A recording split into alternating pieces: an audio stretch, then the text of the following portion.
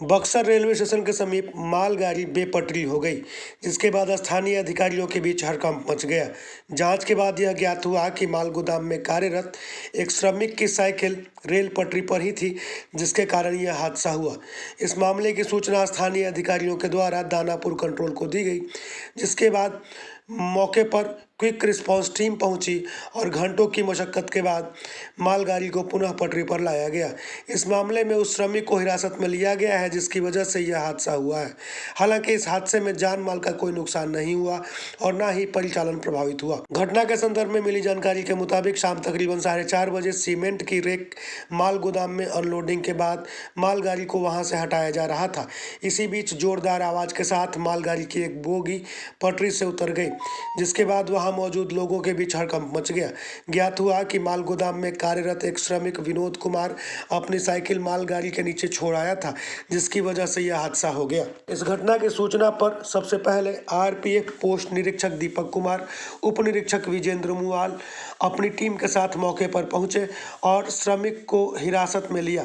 साथ ही घटना की सूचना स्थानीय रेलवे प्रबंधक राजन कुमार को दी। स्टेशन प्रबंधक ने तुरंत दानापुर मंडल के वरीय अधिकारियों को इस बात से अवगत कराया, जिसके बाद क्विक रिस्पांस टीम मौके पर पहुंची और तकरीबन 4 घंटे से ज़्यादा समय तक मशक्कत करने के बाद मालगाड़ी को पुनः पटरी पर लाया गया। स्थानीय सूत्रों ने बताया कि यहां मालगाड़ियों से सामान उतारकर माल गोदाम में रखा जाता है। कोई भी मालगाड़ी घंटों यहां खड़ी रहती है। ऐसे में श्रमिक काफ़ी निश्चिंत होकर गाड़ी के नीचे से आते जाते रहते हैं। इसी निश्चिंतता में किसी श्रमिक ने मालगाड़ी के नीचे अपनी साइकिल छोड़ दी और बाद में उसे हटाने में देरी कर दी, जिससे कि यह हादसा हो गया। उधर हिरासत में लिए गए श्रमिक विनोद कुमार के परिजन शिवजी यादव ने बताया कि साइकिल उनकी नहीं है। आरपीएफ के अधिकारी आए और विनोद को लेकर चले गए। अब कहा जा रहा है कि साइकिल विनोद की है। उधर आरपीएफ पोस्ट निरीक्षक दीपक कुमार ने बताया कि फिलहाल हिरासत में लिए गए व्यक्ति से पूछताछ की जा रही है और इस मामले में वरीय अधिकारियों के निर्देश का भी इंतजार किया जा रहा है।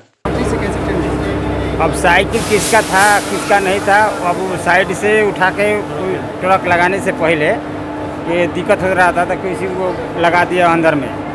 अब ट्रेन आया, फट गया। सब लेबर गए काम करने के लिए। अब वो भी सब आदमी काम करके घर गया। घर से इसको बुला लिया, बुला करके अब बोले कि चलो काम है, बड़ा बाबू बुला रहे हैं, इसीलिए गए लोग। यहाँ आया तो ये लोग अंदर कर दिए। आप लोग पता नहीं कि किसकी साइकिल है? साइकिल किसका है अब मालूम नहीं है। उस पर पोलथिंग लदा है, टिफिन है और क्या है सर, किसका है किसका नहीं है। वो तो झोला लेके आया, झोला लेके गया है। बता रहे हैं मनोज जी क्यों बोल दिए कि मेरा साइकिल है? वो डर के मारे, डर अब कभी जेल गया नहीं है, कोई थाना गया नहीं है।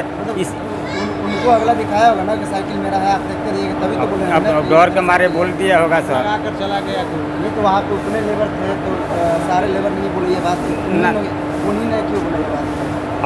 अब डर के मारे वो सब बोला है। अब किसी हमको मालूम नहीं है, इतना ही मालूम है कि ट्रक लगाने से दिक्कत हो रहा था, वो अंदर कर दिया होगा लोग। किसी ने नहीं देखा किसने साइकिल लगाया वहाँ पर? अब ना कोई नहीं देखा। काम कर रहे हैं कि बोरा उठा रहे हैं, अगर साइकिल किसको देखेंगे? तो हटाता नहीं है? देखा होता तो हटा देता। जो मालगाड़ी जो पट्टी से उतरी थी, सीमेंट की थी या खाद की? सीमेंट, लफार सीमेंट था। लफार सीमेंट था उसमें? हाँ। अच्छा, आप लोग वहाँ पे सीमेंट उतार रहे थे तो हाँ। क्या नाम पड़ेगा आपका? उसका नाम है विनोद। आपका नाम क्या पड़ेगा? है आपका? शिवजी यादव। उधर इस घटना के बाद रेलवे के वरीय अधिकारी स्थानीय रेलवे स्टेशन पर पहुंच गए हैं और फिलहाल मामले की जांच की जा रही है। घटना के कारणों के बारे में बात करने पर अभी तक यही ज्ञात हुआ है कि घटना साइकिल लगाए जाने के कारण हुई है। हालांकि साइकिल को लेकर भी कई तरह की बातें सामने आ रही हैं। श्रमिक के परिजनों का कहना है कि साइकिल उनकी नहीं है। ऐसे में मामले की जांच के बाद ही मामला स्पष्ट हो पाएगा, लेकिन कहीं ना कहीं मानवीय भूल के कारण ही इस तरह की घटना सामने आई है।